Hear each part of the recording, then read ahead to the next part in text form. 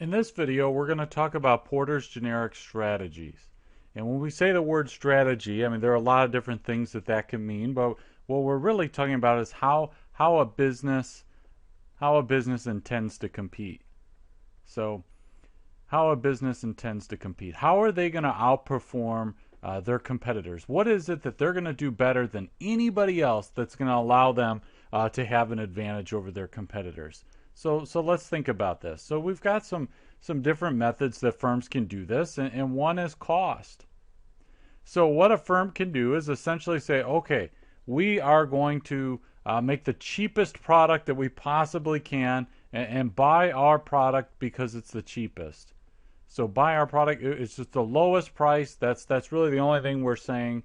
Buy our product. It's the cheapest one that's there.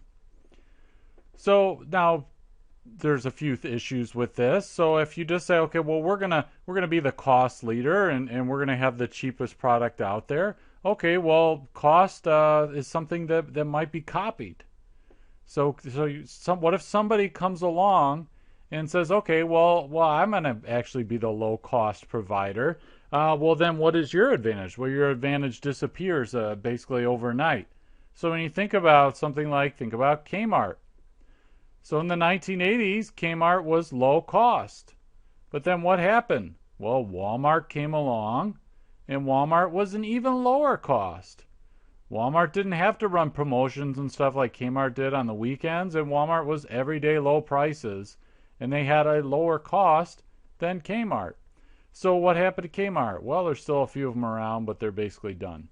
So you can be the cost leader and say, okay, well, we're just going to reduce our cost to the minimum, and just say, okay, we're just going to be really, really efficient and save money at every turn, and we're just going to provide a really cheap price and hope people buy it for that reason alone. But another thing you can do is you can say, okay, well, instead of just being the cheapest product, I'm going to somehow differentiate my product from other products that are on the market. Differentiation. So let's think again. Let's think about Target. So Target is not necessarily always cheaper than Walmart. It's not the cheapest. But why do people go to Target? Well, they might feel better about the Target brand than they do about the Walmart brand. They might feel that they're getting higher quality. This might be tied to perceptions about quality. They might like the firm. Maybe they think it's socially responsible. So they have like some kind of positive image of the firm's brand. Maybe they just don't like Walmart at all.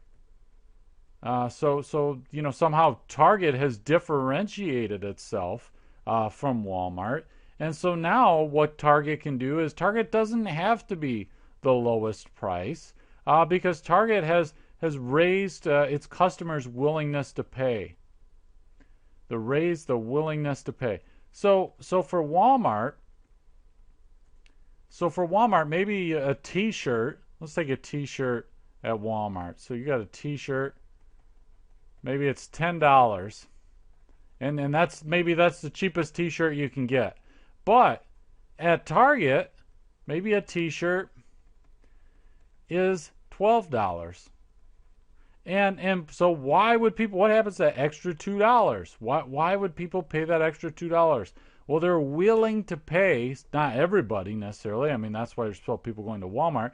But some people are willing to pay an extra $2 because of the way they feel about the Target brand or what they think about Target's quality. Maybe it's a better quality T-shirt. Or there's some reason somehow Target has differentiated itself from a customer. And we can also think about this in terms of customer intimacy and the focus, right? So you can kind of have a focus or customer intimacy.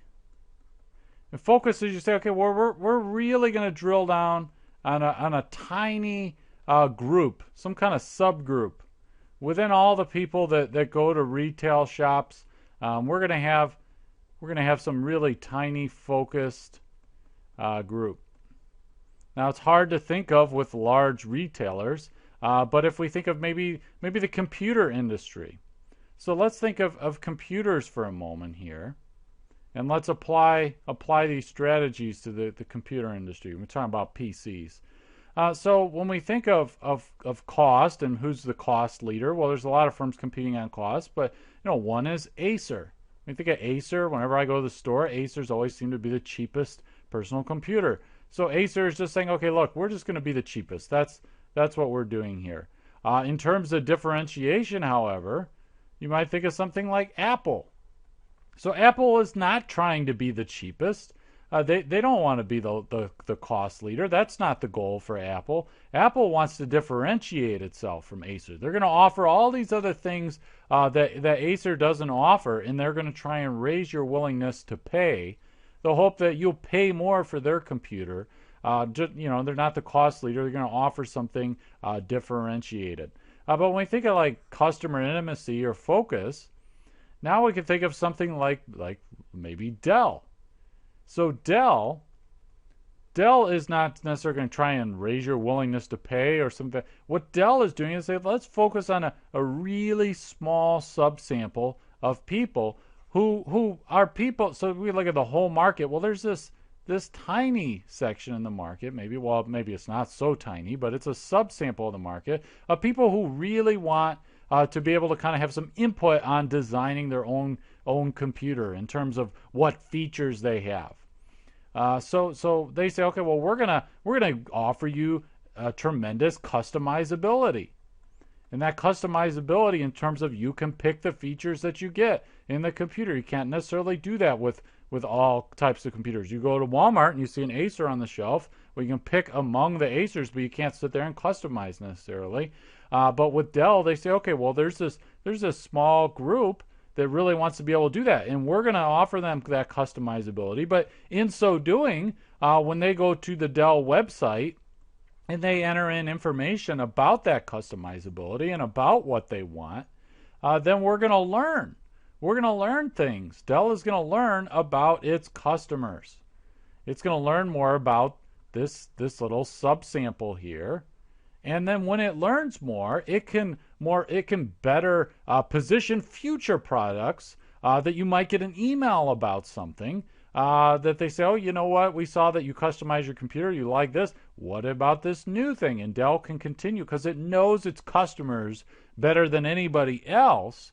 It can make kind of offer very specific products and know what their needs are.